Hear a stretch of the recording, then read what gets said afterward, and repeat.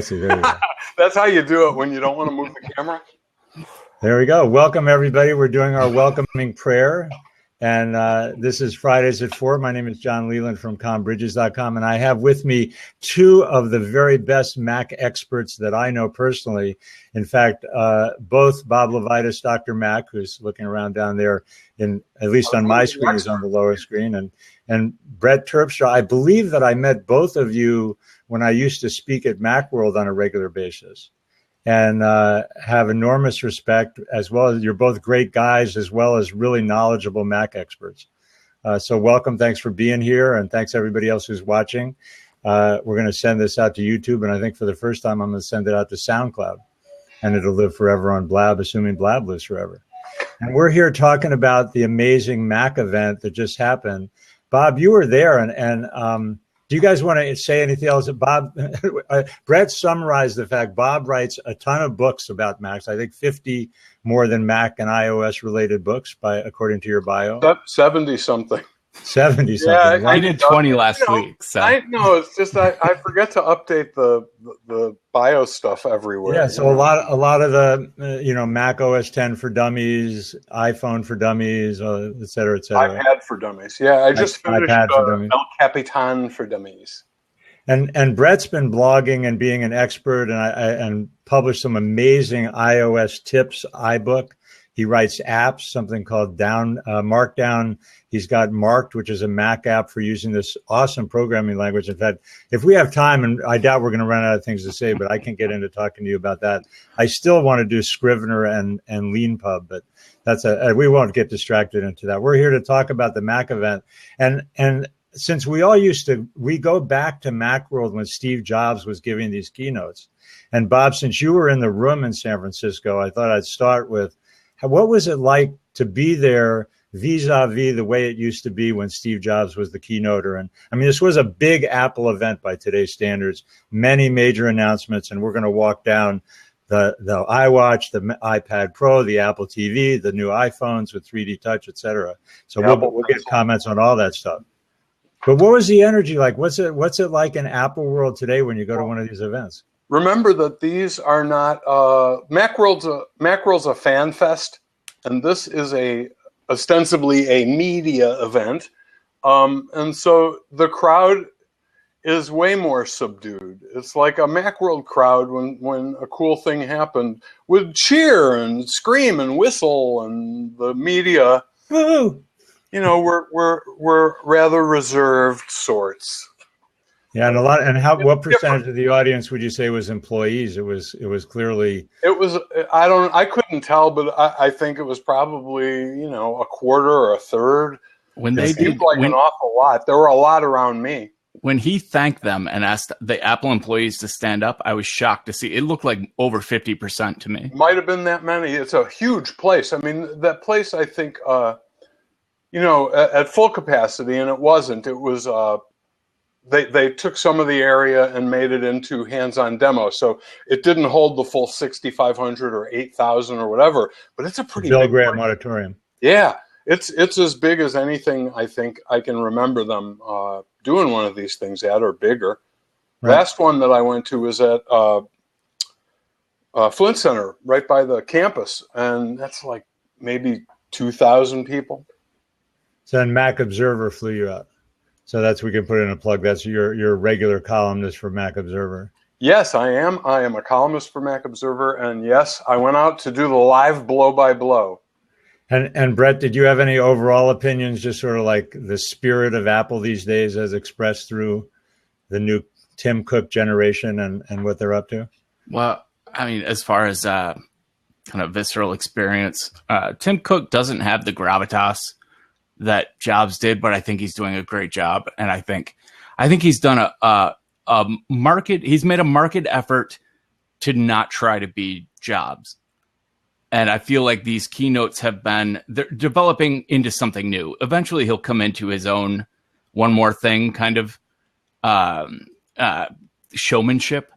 But right now he's presenting fine. Everyone from Apple, the presentations have been great. It was great to see more women on the stage this year, more women presenting. Good trend. Yeah. And it was one that Tim Cook promised. the diversity initiatives that he put in place. So it was really good to see him following through on that. Yeah.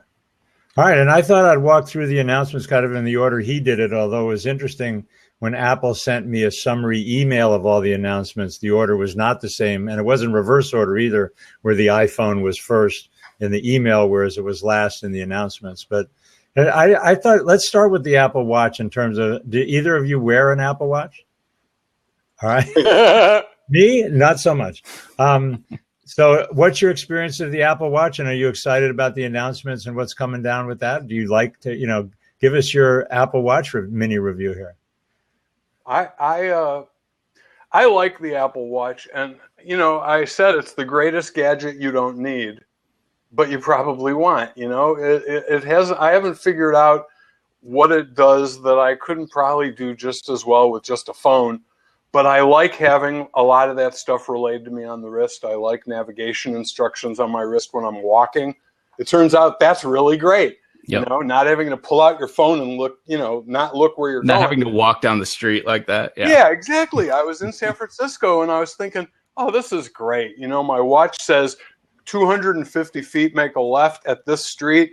It's just perfect. It was wonderful. So I do like it a lot. And I like the idea that pretty soon third parties are going to be able to add complications and design faces. Because let's face it, oh, that was good. The 7 or 8 that come with it, you get bored after a while and say, I wish there were more. It's like, okay, there's Mickey. Now I wish there was, I don't know. Yoda. Oh, that would be good. Or Spider-Man. You know what I mean? Letting the developers have their way with the watch is going to be so much fun. So I'm looking forward to it. Are you thinking about writing for the watch, Brett? Yes, actually, that's what I'm telling the IRS anyway, so I could write this off. But I write about the watch. Yeah. There you go. See, IRS. For me, the watch is an aspirational product. It is I love that it gets me up every hour, but my Fitbit could do the same thing. It tells me the time, which I haven't worn a watch for a decade. So this is all like being able to just check my wrist instead of pull up my phone. It's a lot less obtrusive. And the walking directions are amazing. I remember the first Macworld the year after the iPhone announcement was the first time I noticed people just walking down the street with everyone had a phone in San Francisco that year and everyone was staring at it. But for me, the watch, it could replace a lot of what I pull the phone out of my pocket for, but it's too slow. It's too hard to navigate right now. A lot of what Watch OS 2 adds is going to be hugely beneficial to me and everyone else. But really, right now, it's kind of, it's full of things I go, that would be really cool if it worked. But it takes too long. Everything takes too long to really be effective. I was trying to remember the worldwide wait.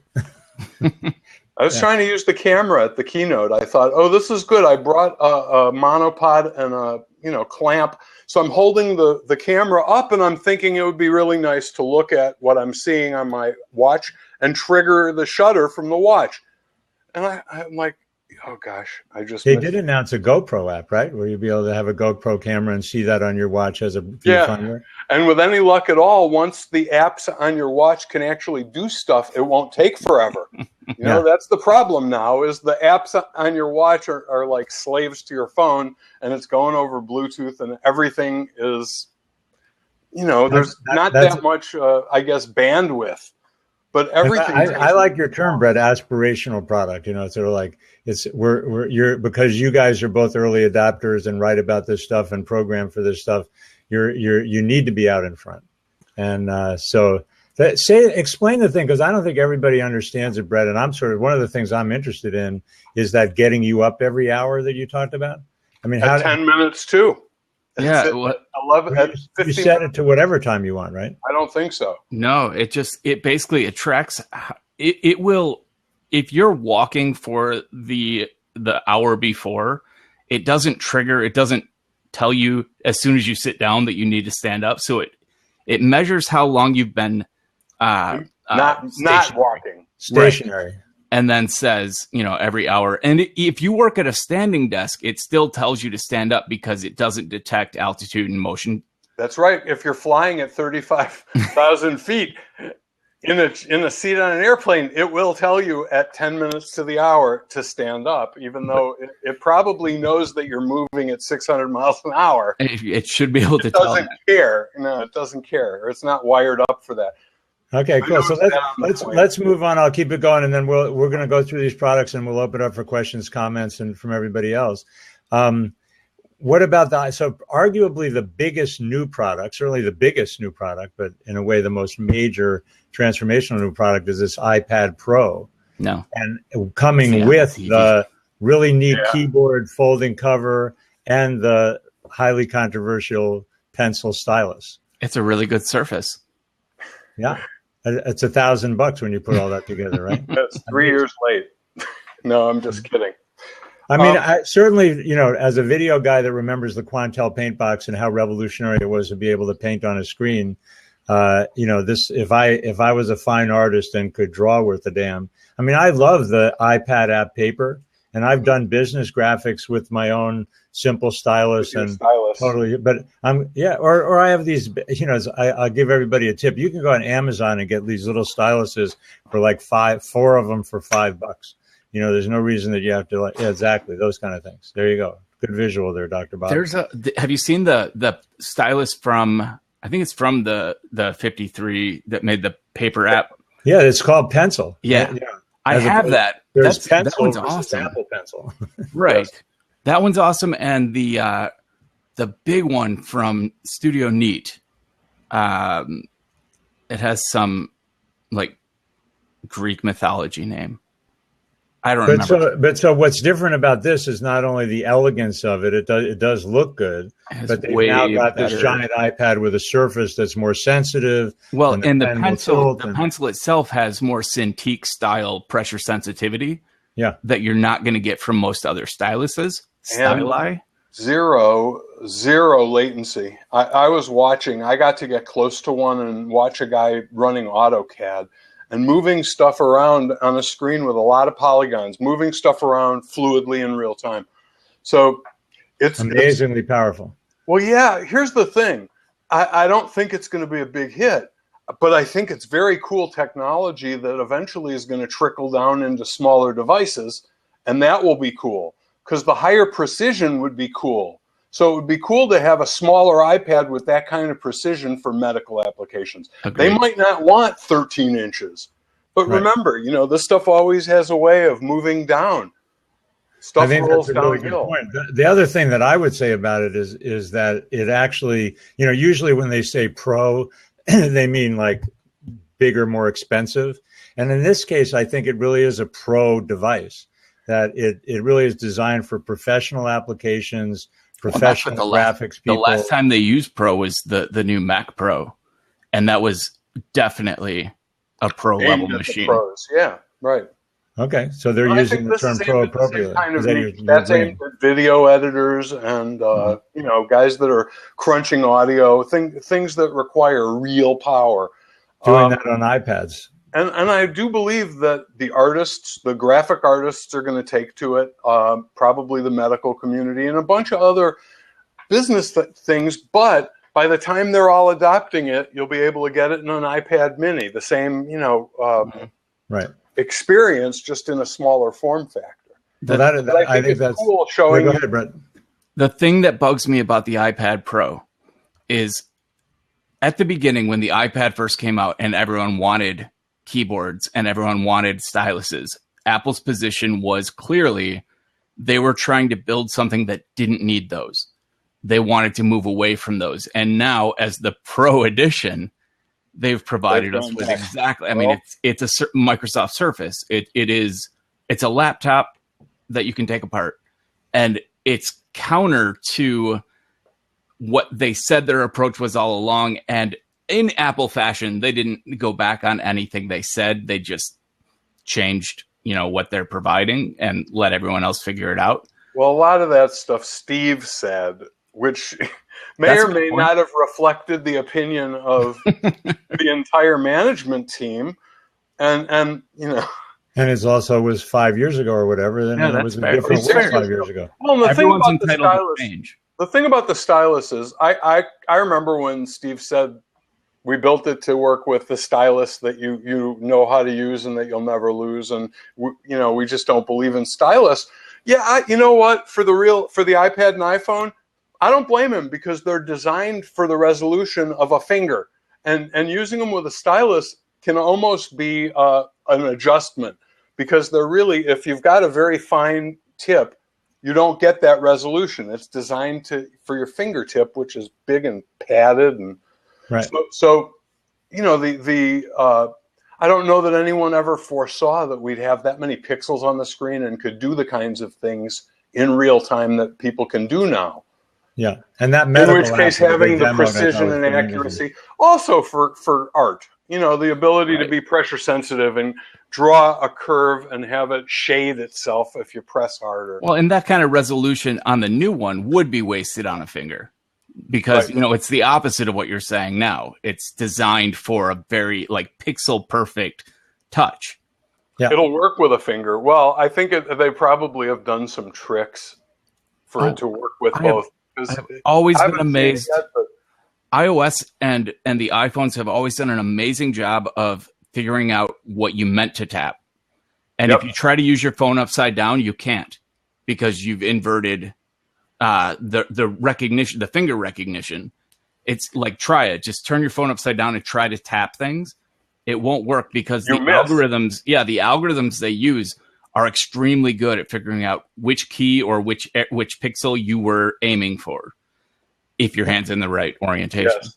Let me jump in and just say I welcome the people that have joined us, and please tell a little bird and tweet it out, and let you guys can do it too, in terms of letting people know what's going on if you like the conversation and the insights that we're making. Let's move on into the Apple TV, which is, for me, kind of the most interesting product, although I think there's a lot to say about the iPhones too. But that is way overdue, and is the closest thing I guess I'll start with this question. How close do you think it is to really being, quote unquote, the future of television? Because there's the wars going on, where I'm certainly excited to see the cable bundles get broken up and have people have more options. This new controller is pretty amazing, and Brett is kind of still not quite won me over in terms of all the touching that goes on with a Mac trackpad, and it's like as opposed to a mouse. I do the compromise where I can drag and do things on the thing. Yeah, go ahead, Brett. The one thing, overall, the only thing that mattered to me in this keynote was the Apple TV. The advances are amazing, and while I don't think that what they're shipping now is going to be the future of television, it is the architecture for the future of television. With TV OS, they call it. Right, and with opening up to third-party apps, with opening up to developers, the framework is there to create a whole new media experience. But the one thing I wanted to mention about that controller is they made a specific note of it in the address, but they didn't specifically say why. But they showed that when you swipe to navigate and you stop moving, it stops, which is the biggest thing that drives me nuts when I'm using my phone as a remote on the TV or my watch. When you slide, it uses accelerated scrolling, and it's inertia. Yeah, you will always overshoot. Yeah, exactly. And so the fact that they specifically showed her stop moving her thumb, and it froze right there. That alone is exciting to me. And of course we have to talk about Siri. Go ahead, Bob. I forgot to check if it had a headphone jack. I don't think it does, which was one of the things I like about the Roku awesome. 3. Yeah, well, that's a really good point. Yeah, the Roku. And that is such a great feature if you're married or living with somebody. They go, "That's too loud. I'm sleeping." The solution really is plug in the headphones to the remote. That's awesome. It's a great feature. And I thought in the chat if they know, but as far as you guys know, and they definitely didn't mention it. I think they support wireless to Bluetooth headphones now. So supposedly the old one did, but I don't know anybody that ever made it work. No, right. But maybe you can do that now. But by the way, I'm with you. Trackpad and mouse on the desk, both at once. Yeah, anyway, that's the whole other conversation. So the ability, the voice recognition, and the fact that they can take the Siri and go across, not just search iTunes, but search Hulu, search HBO, search Netflix. I think that's very powerful. And that's not just Siri. That's the overall Spotlight indexing that's allowing developers now to add their own content the way you do on a Mac. Like you can make anything indexable on a Mac.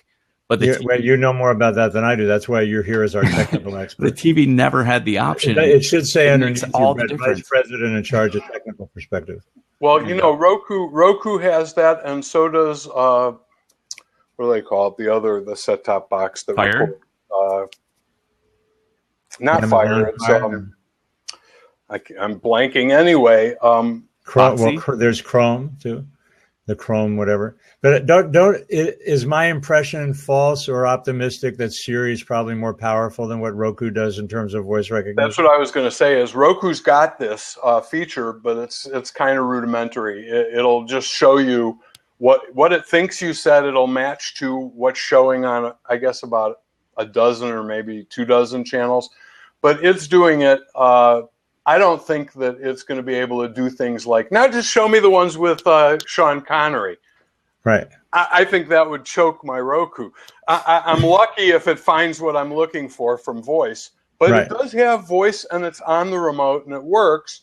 I think it has a headphone jack. Well, I think where the interesting stuff is going to come into play is that there's going to be apps like the HBO app, and it's going to be able to do deeper stuff than just finding the show. That's what Brett's talking about. Is we're getting all kinds of original apps, and here's my wild and crazy. And they'll all be wired into the search mechanism, which is what on Roku. I think there's a bunch of things that they don't have APIs to that don't get searched. Yeah, and like that Major League Baseball app that they demoed during the keynote, where you can watch multiple games and get statistics on. I mean, that's like the kind of geeky interactive TV that we've been talking about for years, but developers have never really been able to build it for any viable platform. And here's my wish list, and I'm interested if you guys think this is completely crazy or not, but I really like the game where she was playing that hit 'em game where she was waving the thing. Because part of me wants to get a Wii, because I would love to play Wii golf and Wii tennis. I've played and it's really fun. Do you think that we're going to get games where we're going to be able to do? Absolutely. But you know what's cool is that's exciting to me. That's all like a whole other kind of interactive TV app. I'm more interested in that than I am in Xbox and PlayStation style gaming. Yeah. 20 years ago, I probably would have been that's coming. Wii type games. I think we're going to see a lot of what they call casual gaming, but with cool interfaces that use the touch control and voice and motion. They'll have to provide multiple controllers. Aren't they only $49? Multi-user games where one user uses the remote and another one uses a phone. Yeah, I suppose. I see the potential is there. For responsiveness out of the phone. I'm going to have to see how that works. That's really interesting. Well, you have to assume the phone's accelerometer is better than what's in that tiny remote. I would. Yeah. You do? I would. I don't know. Yeah. Well, I'm in the lottery to get. In the lottery to get a dev kit, but who knows how that's going to go. Yeah, Chuck is saying something about MLB is so great to have on the new Apple TV. Yeah, so there's agreement, and you all are agreeing. So there's just Apple TV. I want one. New platform, new world. It's going to keep getting better. I tweeted during the announcement that this was the first time I have ever been absolutely certain I would buy something on day zero. Like the second I can get my hands on that, I want it. Like my Apple TV is the center of my entertainment. I have a Roku. I have an Amazon Fire. I have an Xbox. I don't use any of this. My Apple TV is the center of my entertainment system. And it frustrates me to no end. Like when I'm watching a Showtime show and I have to drill all the way back out and dig back into an HBO show to be able to jump between with Siri, to be able to search across those, it's going to make a huge difference. Yes. Yeah. And to assemble all your stuff, if you've got, like I've got episodes of Family Guy from 6 different sources over 20 years. and you know, right now, unless I go back and organize them by tagging everything and changing everything. They're in all different folders under all different names, and nothing will find them. And I have to drill up and down on the Apple TV, and it's bad. All right. I go back and forth between Apple TV and my Xfinity box, which has gotten better, but this looks better. The other thing that I think is worth mentioning and is going to be really useful for me is the integration with Apple Music. Because Apple Music is an interesting app, and I kind of am still on the fence between Spotify and Apple Music. Me too. But having Apple Music built into the Apple TV and putting that straight into my speakers, because I'm all one big studio room here basically, and I have bedroom and kitchen separate rooms, but that's where my music comes from most of the time is the Apple TV that I run off of my iPad or off of my iPhone. But it'll be nice have that really integrated. It'll be a big difference in the interface, or to be able to pick up that remote and say play music by the Beatles. Oh, that to me, because my den is next to the kitchen. Of course, that's probably the one example where you can't do. No, you can't. Beatles. You just already have to have the Beatles. Oh yeah, I bought the albums. I see. Yeah, but then who our age doesn't? I mean. It's a matter of anyway. Let's not get into my CD collection. That's a whole other thing. You can't stream them, but if you've got them, she'll play them. I want to stream everything. I'm definitely there. Okay, so last subject before we open it up and see what other people want to talk about. iPhone. Oh, yeah. So it surprised me. I caught. I think it was David Pogue or somebody tweeted when they were they look exactly the same. Big deal.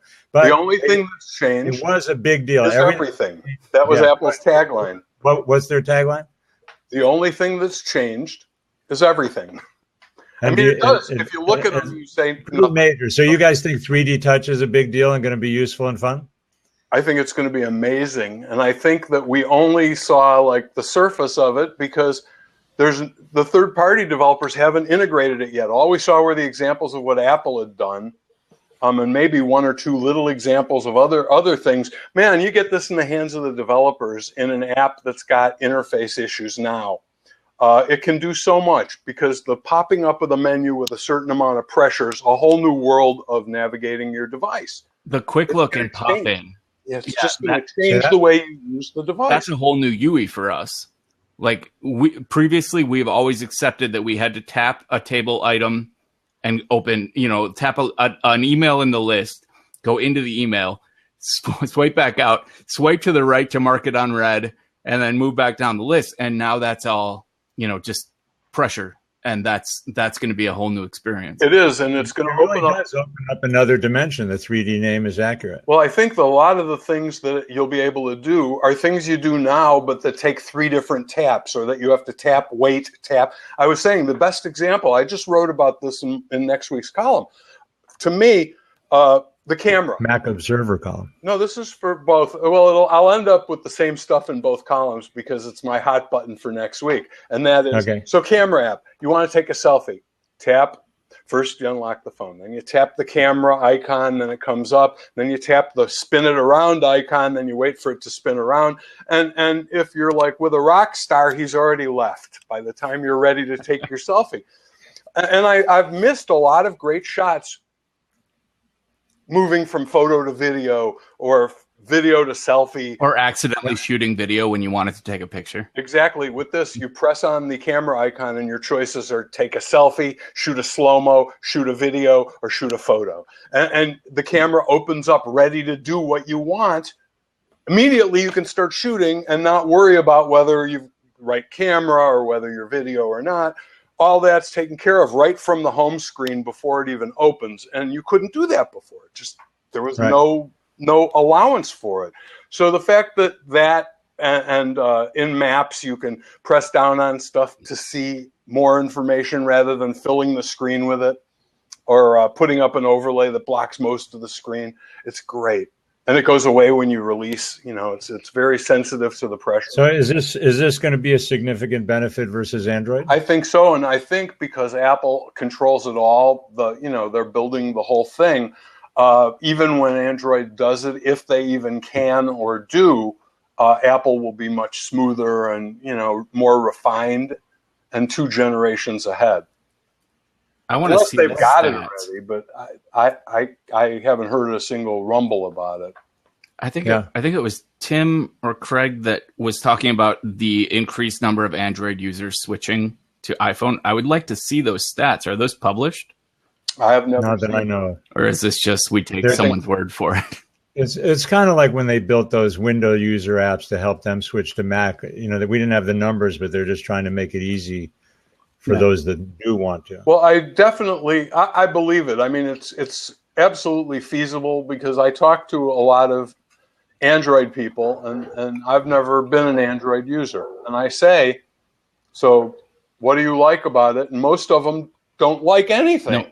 You know, they said, I got it because it was cheap. Exactly. Or I got it because it was free with my plan. Or my friend told me it was just like the iPhone. That's my favorite. Said, yeah, that's not a friend. Well, that's not a friend. The seat, so people can come in. We go ahead, Brett. But I just want to say, tweet it out if you'd like to. We'd love you to share the love and get the word out. Help us spread the love on the live event.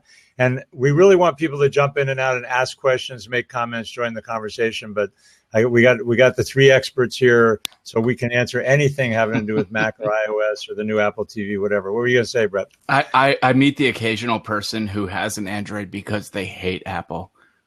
They just have this irrational, like, I don't know. When I was a kid, I hated Apple because I was a Linux guy and Apple was almost as bad as Microsoft to me. The anti-Linux. Yeah. And this is... I came around, but it still amuses me to meet the 16s and 17-year-olds who buy an Android just because they refuse to even try the iPhone. Haters. Yep. So we're getting a question for you, Brett. By the way, the everybody may not know the Blab convention, which is that you do /Q. There's a Q/. Oh my God, I'm supposed to know this. Anyway, and then a space, and you can ask a question, will show up. But Brett commented earlier about his microphone. Obanta is saying, what microphone are you using? And Brett was saying it's an $80 a month mic that sounds great. And we got somebody coming in with a question or comment. Samson C01U Pro mic. Samson C01U. Okay, that's Brett's mic. Hi, Ishango. Am I saying it right? Ishango. How are you doing? Where are you calling from or blabbing from? Straight out of Jamaica.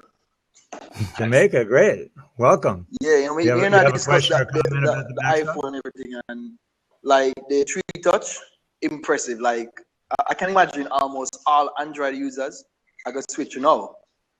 They have nothing like this. There is nothing like this on Android. Like everything is like, you know what I mean, gimmicks to the 3D Touch. Like I post it on my Instagram and like everybody, all the Jamaican friends, and they're like, yo, I'm gonna sell my iPhone 6 so I can get an iPhone 6S. Yeah, it's a good point. You know, I had a question about that we could also throw out. So they announced this new plan. Yes. Where you can pay $39 a month and automatically upgrade. I like You that. guys think that that's a good deal? It's like leasing a car. It's like, I like to get a new car every couple of years. I just did get a new car because I leased. It worked very well. On a month, and that's the cost of car. That's so this amazing. Is the cost of phone. What Apple did, I think that was going on with the phone companies in America, because it's much different in Jamaica. We don't really lease phones. We tend to buy phones. But leasing makes more sense because when the new phone comes out, you can go and get the new phone.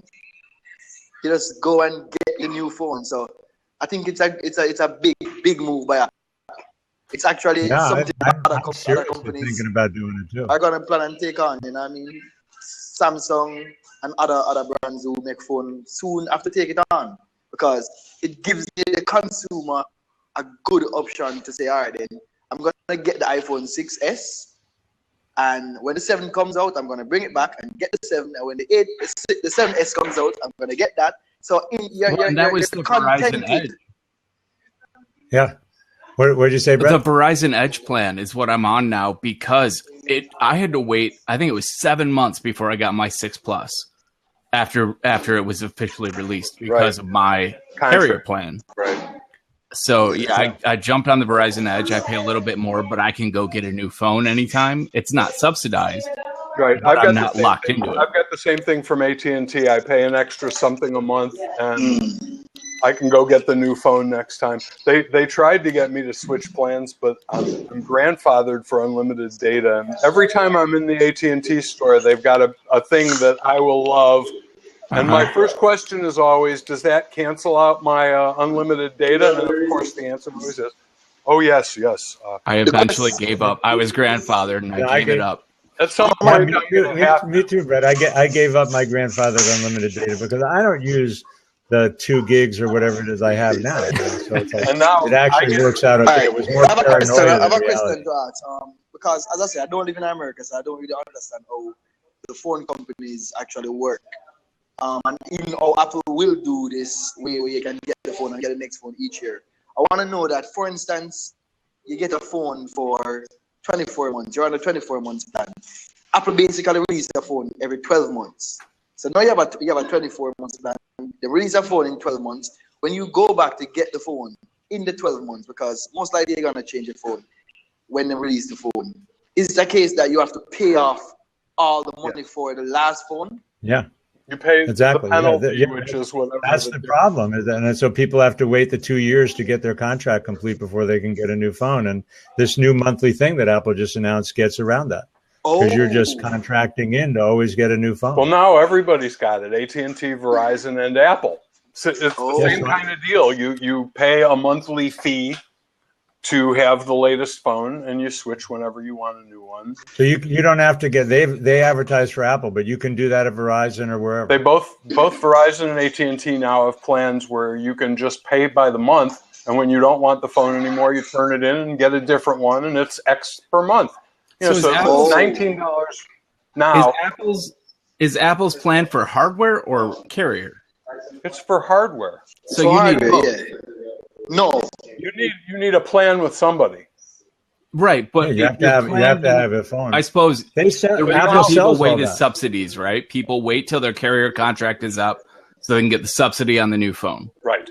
So basically, if the phone was upgradable, no matter what, you wouldn't have to worry what your carrier did. Right.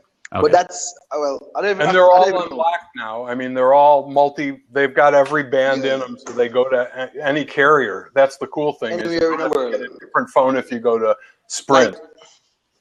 I can't wait to get this phone.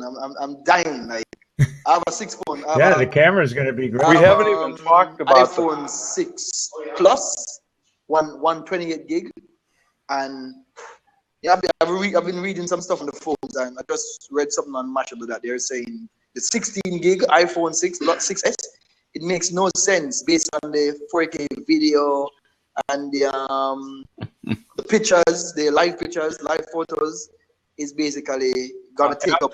It's gonna kill you 16 gig more time. Because everything lives in the cloud. You don't need local storage anymore. That's the comeback that you'll get from Apple about why there are 16 gig devices. I think very few people would argue that 16 gigs is inadequate, but it's the only way I think they can hit that price point that they need at the lowest end. Yeah, it would be adequate if the cloud thanks for coming on. I got other questions here. I want to say hi to my friend Richard, who actually has sold phones for a living, but it's so great that you brought Jamaica into the session here, man. I love it. Yeah, well, I'm new to this blog thing, and I kind of like it that you get to have discussion with people around the world. We like it. Yeah. Before we started, we had somebody who was calling in from Peru, and just people are on from all over the world. It's a great video community, so I'll look for you and see you again. All right, then. Bless up. Thanks again. Blessings to you. So Richard is asking about anybody else that has a question or comment, come on down. And we're looking for question and comments about it. Did somebody say there was something that we didn't bring up? Richard's coming in and is going to talk about trends in the industry because he's got some personal experience. All right. Before he does, we should talk about live photos. Did you see what that was all about? Yeah, that's the thing with a second and a half on either side. Blew my mind. That was one that just came from out of nowhere, unexpected, and typical Apple. It delighted me. I was looking at it and going, that is so clever. Why didn't we? we've had digital It cameras seems cool, forever. but are we going to really like it long term? Brett, what do you think? And then Richard, good to see you. Hang on 1 second. We'll be right to you. It was nice that Apple made a very conscious decision to avoid using the word video anywhere in that presentation because it very clearly is video. Mm-hmm. I mean, that's what series of pictures in motion are. It's video, but they gave it a new name and they presented it as a new thing. And apparently it can store the multiple frames in a JPEG or PNG format, I guess, and very efficient. He said is readable on other platforms. Like you can send it to another platform and it'll show up as a picture. Right. But if you're on an Apple operating system, it's a live picture. That's pretty cool. Yeah. And they look. The demos were amazing. I mean, watching the demos, I was going, that is so cool because when do you ever hit the trigger at exactly the right second? Being able to see the little bit before and after. Well, I like the burst photo mode, but yeah. Yeah, burst is what's designed. Yeah, but then you end up with 30 pictures, and you either have to go through and pick the best one, or you're storing 30 pictures forever. So will live pictures let me scroll around to say the one that I want? I'm not sure yet. I think so, though. Why wouldn't it? It's a series of pictures. Richard, how you doing? Welcome, and did you have a question or comment? I've been enjoying the conversation. It's kind of fun. Yeah, the thing is, from where I sit, and just so you guys kind of know, I'm a telecommunications and mobility consultant. It's kind of what I do. If you need your internet service, I do that. Yeah, it's kind of what I do. Internet service, phone systems, or wireless. I've done a lot of wireless. I worked for Sprint for 10 years. And I'm kind of bridged out to AT&T, Verizon. Here's the thing. Here's what the trend is. For years, carriers were dealing with subsidies. Now, that was fine when you had a phone that maybe cost $200 or $300. It was easy to subsidize that and pack it into the right plan. No problem. Then all of a sudden, these smartphones come along, especially the iPhone. Retail $649. So now they're having to raise the price of those, and the subsidies are killing them. It's killing them all. And so they want to get out of that. So T-Mobile was actually the first one to do it, although in Europe they were doing this a long time ago. People buy their phone, it's unlocked, they go wherever they want to go, whenever they want to go there. But it hasn't really been that way because the mindset here in the United States was I get a service, I get a free phone. So that was the expectation that they had to work their way through. And that's the big thing here. They said this is an unlocked phone now, the 6S and 6S Plus, right? So if I get it and I like Verizon, I can go to Verizon. If I want to switch in the middle of that deal, that's exactly right. AT&T. Yeah, that's exactly right. So that's a huge. That's even another mega change. Yeah, it's going to happen. I mean, the industry is going that way. Honestly, a lot of people when they go to work, they take their own phones, and so their employers aren't buying them phones anymore. Or that there's less of them. It's projected right now. Gartner says probably by 2016 it'll be at 38% of businesses. Just have people bring their own employers buying the phone. Right, BYOD or BYOT or BY whatever. BYO. Yeah. But there's several programs out there. You can still get a subsidized device from any carrier pretty much if you want. And sometimes it makes sense, but they have the iPhone for life. I know Sprint just rolled this out, and AT&T and Verizon have, and T-Mobile have similar. It's going to be around $40, and what that $40 so is. So that's actually a product name. I didn't hear that iPhone for life. I thought you were just making a comment when you threw that in the chat. No. That's actually a Sprint branded program that they just rolled out. And actually, they rolled it out 3 months ago, but they're really hitting it hard with this new iPhone 6S. And the thing is, if you have an old device, you turn it in, you'll get a buyback on it. And the whole idea is you're paying a flat price that includes the service as well as the device, and it's a lease. Now, the only downside is that if you lose the phone, you got to pay for it, like a lease. In other words, if you're 6 months into the lease and you got to pay out the lease, unless you buy insurance. Unless you get the insurance, which is $11 a month, and it's never really a value, but that's kind of the way it goes. Squarespace. Right. But I mean, you can go onto eBay, you can go on to other. Squarespace? Yeah, third party.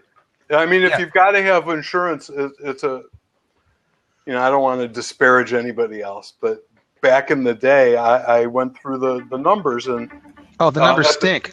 Well, at the time, Apple wasn't covering water or droppage or any kind of user-inflicted damage, and SquareTrade did, and theirs was like $20 cheaper than AppleCare, and it included water. SquareTrade is the insurance thing. Yes. Yeah.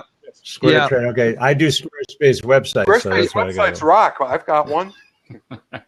Yeah. I'm doing websites less expensively than ever before. Huh? It's amazing. That platform is really well done. I love it. Brett, I know we're below your pay grade now, but that's my way of making a website. Drag stuff around. I love Squarespace. Yeah, awesome. I don't have to take on clients that can't pay for a real website anymore. I can just say, hey, $8 a month. Here you go. Tell them to use the exactly. Right. We don't, and it does defeat the entire thing of maintaining WordPress and dealing with hacking and all that kind of stuff. Sorry, well, I completely took us in a different direction. No, that's okay. Hey, I'm here to learn. What else is new? You've done this. Yeah, I'm here to learn. John.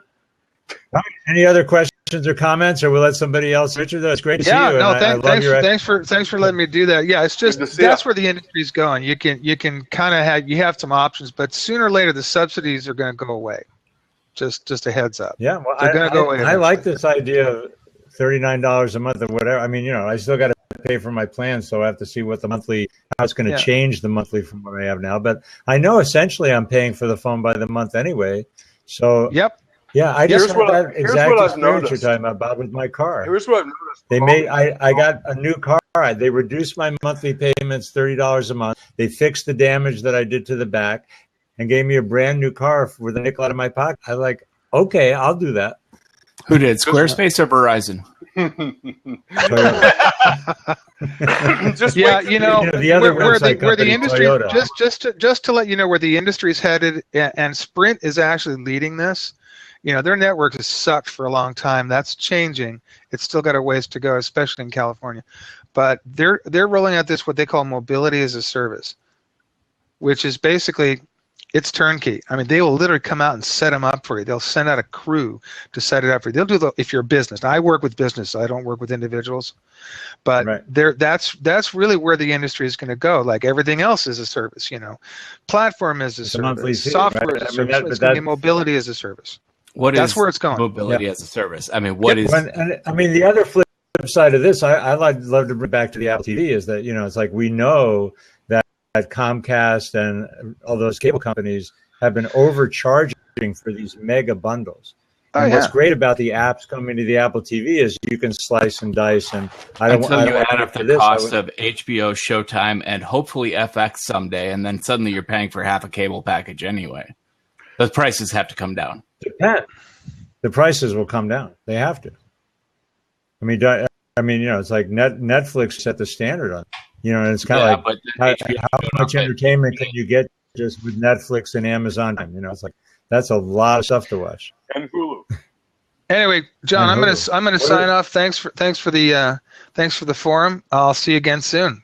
Nice to meet you. Good, great to see you, Richard. Thanks for your expert opinions. All right, so we're open for questions and comments. Do you think my analogy holds up in terms of the cell phone carriers on one hand charging us more a month than we want, and the cable companies doing that, and everything is getting rearranged, I think, to the consumer's benefit. We've been screwed for a long time. I mean, cable for sure, and cell phones. Even now I'm paying for my wife and I $200 a month and I don't travel a lot these days. So I don't use a lot of data because I'm on Wi-Fi almost all the time. Yep. And we still pay that much for a limited data plan. And with cable, we cut cable a long time ago because at $100 a month for 250 channels, every time you flipped the channel and saw something horrible that you would never watch, you felt like $1 of sadness dripping out of you. And so we have Netflix and Hulu, and that's awesome. But Then we wanted HBO, so we tacked $15 onto our monthly bill. Now Showtime is out. I think it's $15. And the more CBS, I never wanted CBS. There's nothing on CBS I would watch until Colbert took over the Late Show. Well, And but now, maybe you'll be able to get a subscription to Colbert soon. You know, so we would pay like $1 per. So it's iTunes, right? So you'd get it. You'd subscribe to it in the iTunes store like you do to seasons. I'm cool with that. Shows. I'd be cool with that. Yeah, there's no reason rather than buying like a 99-cent single. I want to buy just Colbert. But $25 for a season of a show when you can get all of HBO for $15 a month. That is also a little bit weird. No, we're talking. I think where it's got to go is like iTunes. You know, remember they broke the music industry open with the 99-cent singles. You know, being able to get the episode of Colbert because Elon Musk was on last night. You know, I could just buy the single episode. It's ultimately got to go to consumers getting what they want when they want. You know, they don't have to subscribe to a big monthly. Is that episode on iTunes? I need that episode. My cable bill is over $200. My cell bill with 2 kids, I've got a family plan, it's well over $200. You know, it's eating me up, and there's no end in sight. I can't go with anybody but Time Warner for internet because they're the only ones that have fast internet in my neighborhood. I have the same thing. AT&T will come here, but they'll give me a third of the bandwidth I've got now. That's exactly the same here in Northern California. How much I pay? It's like AT&T. When I moved into this apartment, AT&T wanted to come in, and they like were making me this big deal. And the installer came and said, "No, we're not going to give you 50, what is it, megabytes a second or whatever." It's like we can give you 5. Yeah. And I went, "No, you can't. I'm not doing business with you for that kind of." Our town might as well get DSL. Our town has Google Fiber now. Oh, but not at my house. You know, it's like, when's it coming to my house? Soon, we don't know.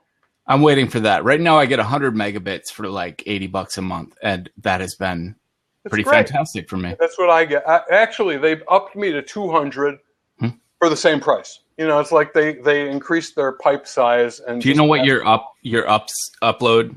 My up is it hovers. It depends on traffic, but I usually get 15 or 20. Oh, that'd be nice. I know it used to be like 5 or 6. Now, on a good day, I get 15 or 20. That is the one good thing I'll say about Comcast is I do get good speeds. So we're open for questions and comments. There's an open seat regarding the Apple events. That one's electrified. The Apple Watch, the iPad Pro, the Apple TV, the new iPhones.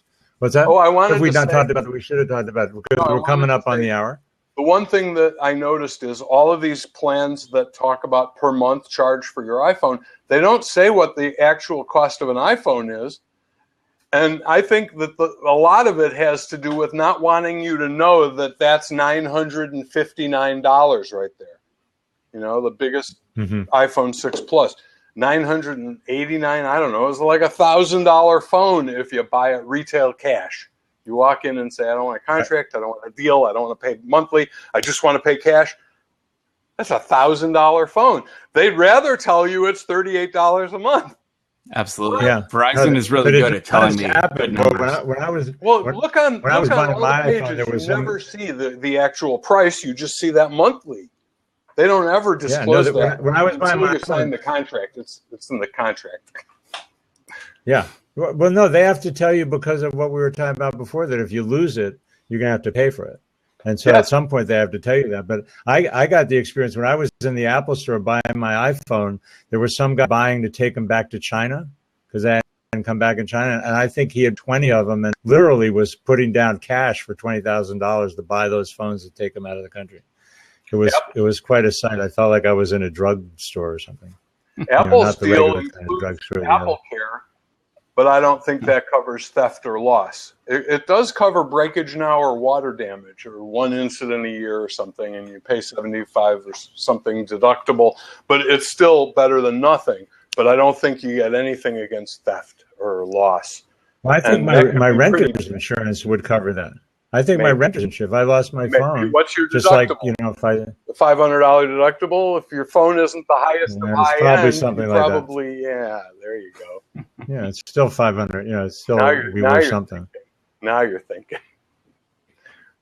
All right. They get you coming It's and great going. to see you guys. Any Hey, other you questions? too. Anybody have This any was other fun. questions? Or we're getting comments here about Google Fiber, and you guys should check that out because you know more about Google Fiber than I do. But who wants? Anybody else out there got questions or comments about any of these new Apple products or the keynote in general, or Apple in general? I don't know. We haven't talked about the stock price. Does anybody care about that? No. I got some in my retirement account. I wish I did. All I care about is the Apple TV these days. I mean, for this event, I love my iPhone, I love my watch, love my Mac. But the Apple TV got my juice flowing. Absolutely. Yeah, we're all in agreement. I can't The wait. most exciting product. Yeah, we're all in agreement that I think the most exciting product in the lineup is the Apple TV, and that it may really be the foundation for the future of television and going to change how we're interacting. They took their most horribly neglected product and fixed it. We hope, but it looks like they did. We hope. Yeah, it's really going to be interesting. That is weird that they would not have an iPhone, a headphone jack, but the answer's got to be use a Bluetooth headphone. Right? That should be very workable with new technology. The reason is the headphone jack was unsightly. And it probably increased the width of the phone by about 8-7 inches. Yeah. And Johnny Ive said, no freaking way. I wish Bluetooth headphones worked, or worked better. I have a pair that work pretty well. They're Blue Ant Pump, and they're sweat proof, waterproof, and they're actually pretty good sounding. And they're the only ones. I've got like 5 sets of Bluetooth headphones. They're the only ones that always stay connected once I start listening. Unless I walk 30 feet away. Yeah. Blue Ant Pump, they're under $100. They're waterproof. They stay in your ears. They're big over your back of your ear like a hearing aid. I hate earbuds these days. Here, look at this. I'll hold them up for you. I got them right here. There are buds that you have to stick in your ear. All right, nice. Yeah, and they stay on. The thing goes behind your head. Like the Shure monitors, yeah. Even when you're sweaty, they're hanging there because of the cable and the weight. And they sound pretty good for Bluetooth headphones. And they come with a lot of little rubber. And they're not too heavy. No, they're not. They're not. They are more comfortable than the ones that you have to jam into your ears to keep them seated. So Chuck Tournus. He's saying Apple TV is for cord cutters, and he's less excited because he's a cable customer. I'm a cable customer, but I'm cutting the cord as soon as I can convince my wife that she's going to get everything she wants. That was what it took for me, too. But I did it a couple years ago, and, man, I would never go back. We actually, after 9 months, after cutting the cord, we went back and got cable for a month, and we hated it so much we cut it again. Will you come here and talk to my wife? They have direct flights now from Minnesota to Texas. I'm telling you. On what airline? I'm waiting for the Golf Channel to go a la carte. I made that up. I like watching golf tournaments. It's the live sports is really the only thing. See, we don't watch sports, so it was easy for us. That is, news and sports are people's biggest objections. That's what's holding up my wife is. And my son's a sports fan, but he doesn't live here. He just comes and visits a couple times a year. But she doesn't want to get rid of 19 channels of ESPN. Right. In case he should drop by. An ESPN app would matter. How old is your son? He's 23. How old is he? And he'd survive a visit to the house without ESPN, trust me. All right, this is last call for questions and comments because we're coming up on the hour, and I like to keep this Fridays at 4 thing live. I don't know if you guys want to plug apps or books or anything like that. I'll plug the fact that I do internet marketing consulting for small businesses and have a great offer for only $4.95 at combridges.com. Here comes Kevin is going to ask us a question. Anything you guys want to throw in while Kevin buzzes in? So I saw the iPhone 6S on the Apple Store, and it's like, it's nothing new, but the features is the main part about this update. It's like the phone and stuff are like the same size, but they're thinner. But the features is the most like that. There's like you're gonna be noticing like the new camera. It's clearer now. It's a little more edgier with the pixel graphics. Also, you have the Force Touch, the multi-touch, whatever it is, name is called. Yeah, Kevin. We just ran down. It's good to have you, but we just ran down all this stuff, and we're saying that the interface and the 3D touch actually is going to really change how people interact with phones, and the 6S has got that, and no other model of the iPhone has that. So you're disagreeing with the experts here, dude. Yeah, I know. That's why I'm trying to chime in because I'm a tech nerd. All right. Where are you geographically? I'm from New York, bro. Where? I'm from New York City, bro. Oh, you're good. The Big Apple. Welcome. It's good to have you. Where y'all from? Let's see. Brett's in Minnesota, right, Brett? Yeah, and Dr. Mack is in Texas. I'm in Northern California. Don't I look like a Texan? Bro, you don't even look like a Texan, bro. I was kidding. All right, thanks for your comments, Kevin. I appreciate it. I'm the all powerful moderator here. It's like, so what do you guys think of Blab? Is this for both of you? Is this the first Blab? First Blab. I feel like it needs a screening function. It needs a screener. Oh well, I asked him in, and actually I admit to cutting him short there. Oh, I know. So you're running the switchers. What's happening there? Yeah, I'm the moderator. The seat is open, and but anyway, right. And Bob, is it your first Blab too? Have you done Blab before? No, I've never blabbed. I mean, I've blabbed plenty, but I've never blabbed before. Yeah, exactly. I know. I've been thinking about doing a show called The Golf Blabber, and somebody said, yeah, all golfers are blabbers. Anyway, so really, it's great to see you both. I welcome the opportunity that we got to hang out, and I think we could allot an hour and really kind of ran down the announcements. Let you guys go back to your life and enjoy your families. And Brett's got more cats and dogs than probably half of Marin County. Yeah. I've only got one dog. How many cats and dogs you got now? He was quiet. Huh? I have 2 dogs and 3 cats. We just we got our long-term foster adopted out, so I'm down to just 2. Oh, I see. It's very, very civilized. All right. Anything else you guys want to say or mention or plug? You can check them out. Follow them. All-Star Band. Oh yeah. Yeah. That's actually really fun. We'll be back. I mean, what's that? I said we'll be back.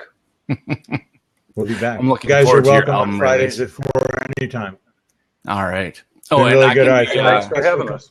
I can be found at BrettTerpstra.com, and everything I have to plug is accessible from there. So that's all I'll plug. And it's a great book, by the way. You just because we were getting together, I visited BrettTerpstra.com, and I really like that Zen Timer Pomodoro thing that you recommended. Brett's always got apps. Pomodoro is great. All right, so that's our Mac app tip. To manage time, Pomodoro is amazing. Google it if you don't know what it is. And the Zen app on the Mac, Zen Timer is what it's called, right? Yep, I'll be writing that up for Mac Stories soon. Is this the BobLevitus.tv? Or just BobLevitus.tv? Well, you go to BobLevitus.tv to watch episodes of the BobLevitus.tv show. Okay, good. And you know writing what for Mac Observer. And I'm combridges.com. On Twitter, I'm John Combridges, but com like M as in Mary, COM Bridges.com. And you'll get everything I got to offer. Thanks again, everybody.